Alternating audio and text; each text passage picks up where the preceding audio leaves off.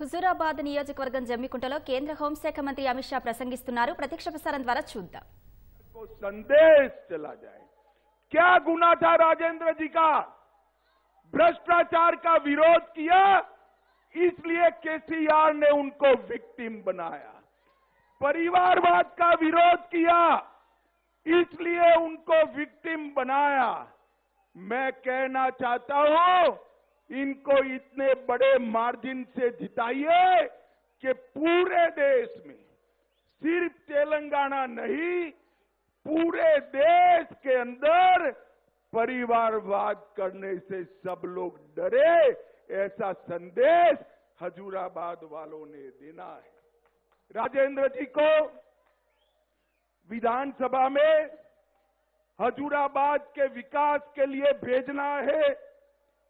पूरे तेलंगाना के विकास के लिए भेजना है और तेलंगाना को भ्रष्टाचार मुक्त बनाने के लिए भेजना है।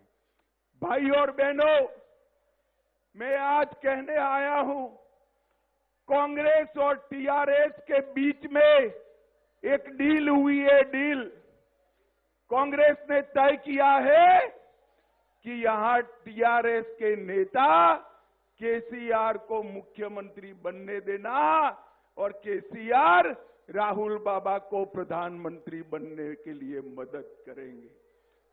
मैं कहने आया हूं, राहुल बाबा को क्या प्रधानमंत्री बनाओगे? प्रधानमंत्री का पद खाली नहीं है। 24 में प्रधानमंत्री तो नरेंद्र मोदी जी बनने वाले हैं। तेलंगाना की जनता ने जितनी भी बार कांग्रेस के एमएलए जिताए, सारे के सारे केसीआर की पार्टी में चले गए। कांग्रेस को वोट का मतलब है बीआरएस को वोट। कांग्रेस का वोट का मतलब है भ्रष्टाचार को वोट। और कांग्रेस, बीआरएस और ओवैसी की पार्टी तीनों परिवारवादी पार्टी है।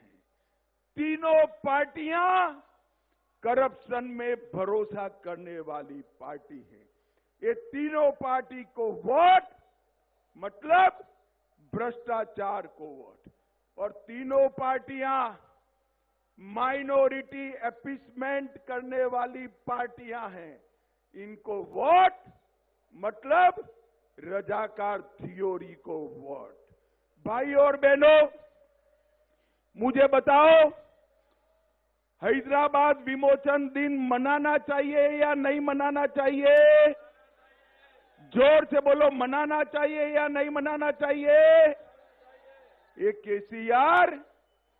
केसीआर ओवैसी के डर से हैदराबाद विमोचन दिन नहीं मनाते। उन्होंने ओवैसी के डर से माइनॉरिटी को 4% रिजर्वेशन दिया है। हम 4% 4% मुस्लिम रिजर्वेशन हटाकर ओबीसी और एसटी का रिजर्वेशन बढ़ाने का काम करेंगे। ओबीसी का रिजर्वेशन बढ़ेगा। मित्रों, मोदी जी ने तेलंगाना के विकास के लिए ढेर सारे काम किए हैं। तेलंगाना को लगभग 7 लाख करोड़ रुपया मोदी जी ने भेजा है। 10 साल तक कांग्रेस की सरकार थी। सिर्फ संयुक्त आंध्र प्रदेश को सिर्फ 2 लाख करोड़ भेजा था। मोदी जी ने अकेले तेलंगाना को 7 लाख करोड़ रुपया देने का काम नरेंद्र मोदी जी ने किया है। भाई और बहनों, हमने तय किया है, अगर भारतीय जनता पार्टी की सरकार बनेगी तो ओबीसी का बैकवर्ड क्लास का मुख्यमंत्री बनाएंगे। हमने तय किया है कि हमारी सरकार बनने के साथ ही पहली कैबिनेट में पेट्रोल और डीजल का वेट कम कर पेट्रोल और डीजल के दाम घटाएंगे। हमने तय किया है कि सभी किसानों को 2500 रुपया 2500 रुपीस इनपुट सब्सिडी देने का काम भारतीय जनता पार्टी करेगी। हमने तय किया है कि किसानों का सारा धान, सारा चावल 3100 रुपया में एमएसपी पर खरीदा जाएगा। हमने तय किया है हल्दी के लिए राष्ट्रीय हल्दी बोर्ड बनाएंगे। हमने तय किया है कि फसल बीमा, क्रॉप इंश्योरेंस का पूरा प्रीमियम तेलंगाना भारतीय जनता पार्टी की सरकार बनाएगी। और इतनी बड़ी संख्या में माताएं बहनें आई है। हमने तय किया है कि हर गरीब महिला को 4 गैस का सिलेंडर फ्री ऑफ कॉस्ट देने का काम करेंगे। हर गरीब को 10 लाख रुपए तक का सारा स्वास्थ्य का खर्चा भारतीय जनता पार्टी की सरकार उठाएगी। और अंत में मैं ये पूछने आया हूं, अयोध्या में राम मंदिर बनना चाहिए या नहीं बनना चाहिए? जोर से बोलो, राम मंदिर बनना चाहिए या नहीं बनना चाहिए? आप राम मंदिर का दर्शन करना चाहते हो? चाहते हो? जोर से बोलो, अयोध्या में राम मंदिर का दर्शन करना चाहते हैं?